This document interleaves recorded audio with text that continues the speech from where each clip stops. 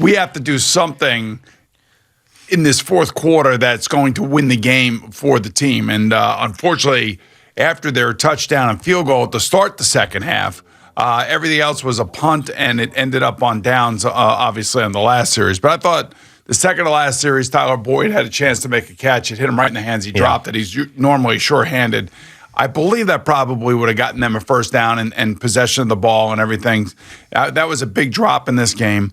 But, Aaron Donald was on everybody's radar going into the game, including yours truly. He's just saying, look, man, this guy is so good that eventually he's going to make plays, and those plays are going to be game-wrecking type plays. And that's exactly what happened. If they would have given him the MVP, I could have seen that. But Cooper Kupp certainly deserves it, especially after Odell Beckham goes down. So when you think about the Bengals and their playoff run between the Raiders, the Titans and the Chiefs, a number of things had happened for them in those games that allowed them to win those games.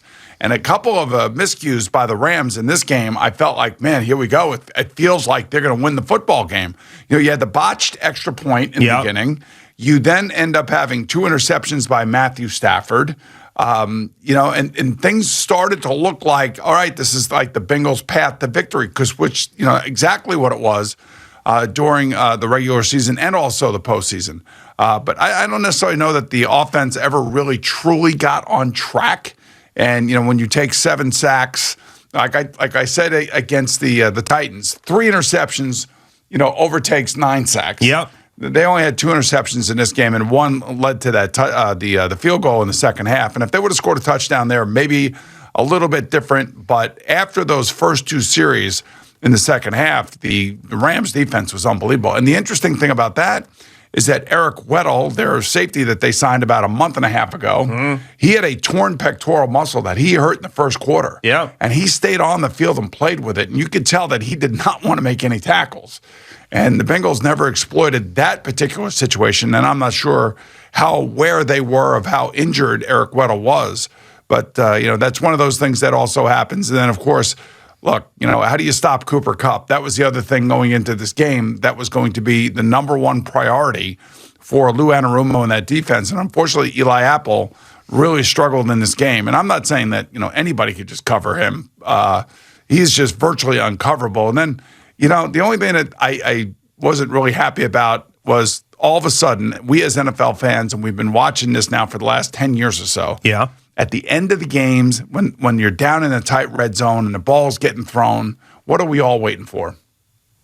Flags. Yeah. Right? And all of a sudden, the flags started showing up late in the game. Now, I'm not going to sit here and complain about the flags. Maybe one flag, the pass interference on Wilson over the middle, I would question that one. I think they call that one. They called that one defensive holding, and to me, that was an absolutely perfect way to play that situation. And then there was 2 really bad missed calls that resulted in big chances or points for the other team. That was one of them. And the Bengals benefited from with the T. Higgins face mask on Jalen Ramsey. Well, so the other one they didn't like, I was going to say, was the one that was offsetting penalties. Mm-hmm. You had a holding on the Rams, and then you also had unsportsmanlike conduct by Von Bell as he's trying to knock Cooper Kupp out of the end zone. I believe that Cooper Kupp was in the air catching the ball, and the idea for the defensive back is to try to knock him out of the end zone so at least he comes down with it.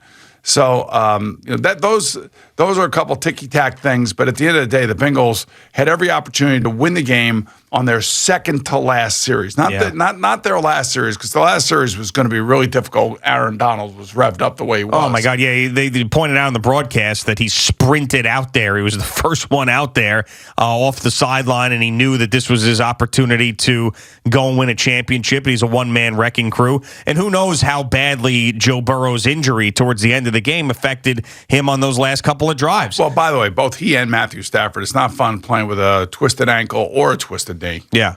I mean, you could do it as a quarterback, and we saw Phillip Rivers do it against the Patriots. Remember the year that he and LaDainian Tomlinson both blew their knee out.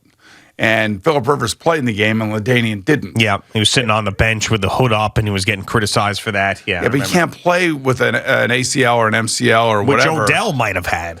I think he's got an ACL. The way that looked like another ACL. Could have been the same one that he had previously hurt against the Bengals when he was with the Browns, which was really unfortunate because that's another thing that went in the Bengals' favor. Yep. So you had Odell Beckham Jr. out of the game. You had Eric Weddle with the torn pectoral muscle.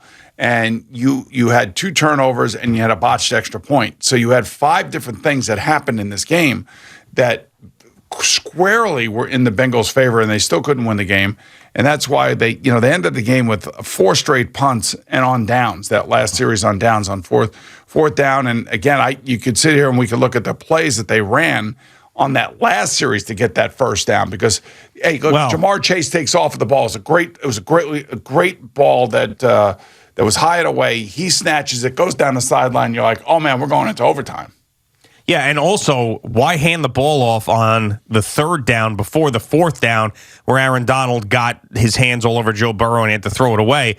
You handed the ball there to Samaje Perine. I understand he's your 3rd down back, and then maybe if you think of Joe Mixon's there on 3rd down, he's definitely getting the ball. I know there's something there, but I don't know. I'm just a big believer in if you're going to run the ball on 3rd and 1 in that spot, you give it the best guy out there. Yes, I hated that.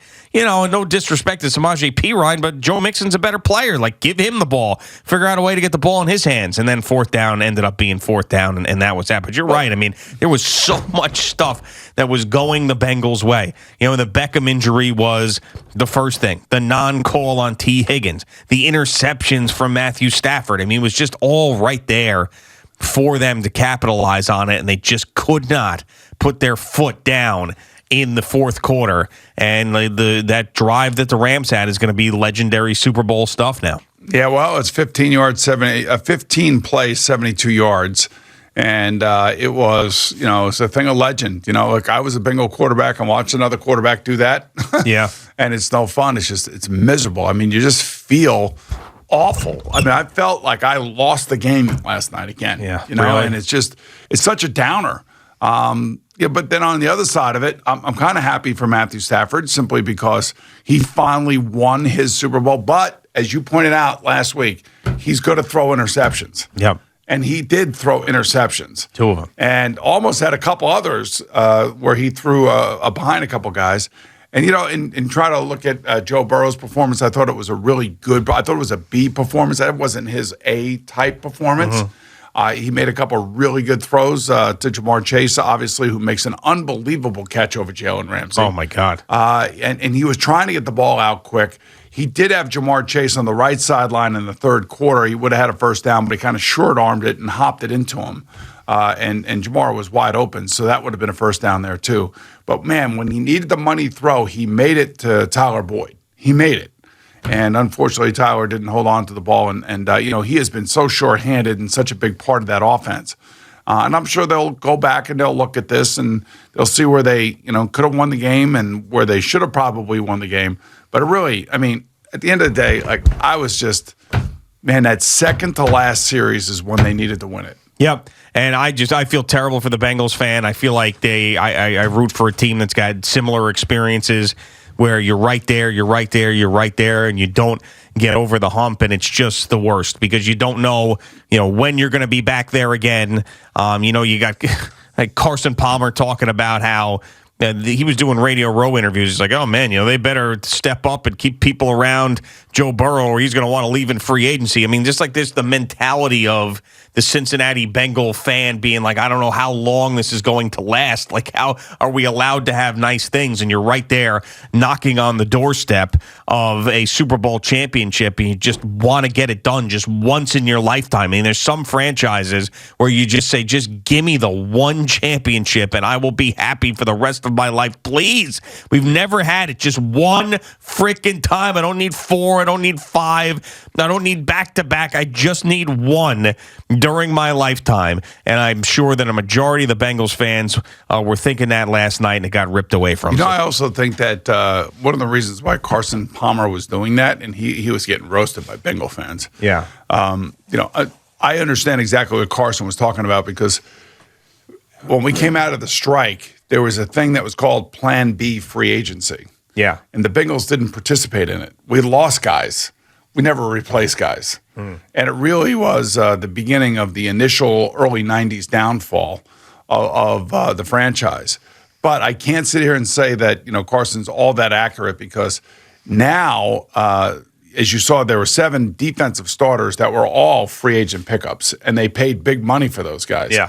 The good news for the Bengals is that they have the third most amount of money under the upcoming salary cap to go out and fix some of the problems they have. And I think we all understand where they're probably going to start. The offensive line. That's right. And, look, they'll spend the money. I mean, and Mike Brown is getting up there in age. I know they'd like to get him a Super Bowl, but the problem is the AFC is loaded with great quarterbacks, from Josh Allen to Patrick Mahomes. McDaniel's out there in out there in Las Vegas now. You also have Justin Herbert. You have Lamar Jackson.